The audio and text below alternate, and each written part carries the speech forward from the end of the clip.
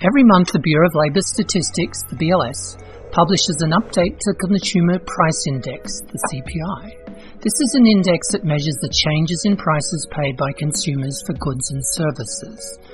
The BLS compiles data collected each month from around 6,000 households and 22,000 retail establishments scattered across 75 urban areas in the United States.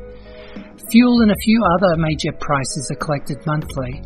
Prices of most other commodities and services are collected every month in the three largest geographic areas and every other month in all the other areas. The prices are obtained by trained BLS personnel who visit, call and/or browse the web to collect pricing information.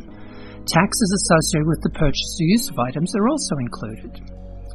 Each month, the overall change in prices from the previous month or previous year is reported as a percentage change calculated by aggregating price changes for every good or service surveyed based on the presumed relative importance of those items to the spending patterns of consumers.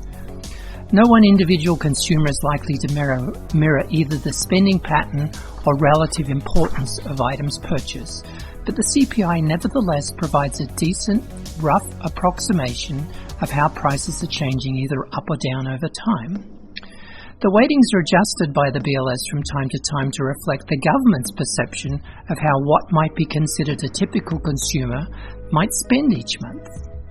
The weightings were last updated in November 2023, and they assume that for every $100 a consumer spends this month, $8.55 is spent on eating food at home, $4.87 is spent on eating food away from home, $3.47 is spent on gas or diesel fuel, $3.27 on electricity or gas piped into your home, $12.05 on things like clothing, cars, medical care, commodities, alcohol and smoking products, $35.17 on either renting or owning your home or apartment, and this is the major component of the CPI.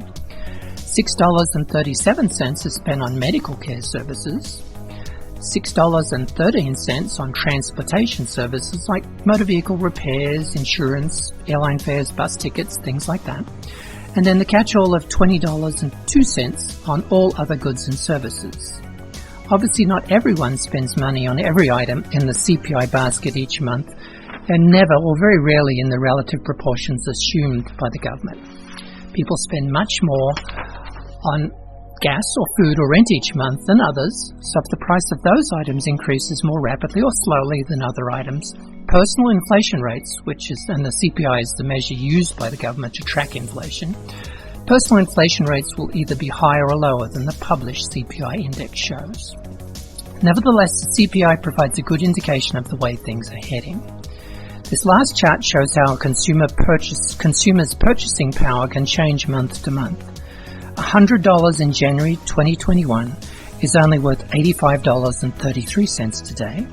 Or putting that another way, you need $117.19 today to buy the same basket of goods and services you could buy in January 2021 for $100. Price of goods and services thus gone up 17.19% over the last 3 years. This concludes my introductory presentation on the CPI. Next time we'll look at how the prices of some items have been increasing faster than others and things for you to watch out for in the years ahead.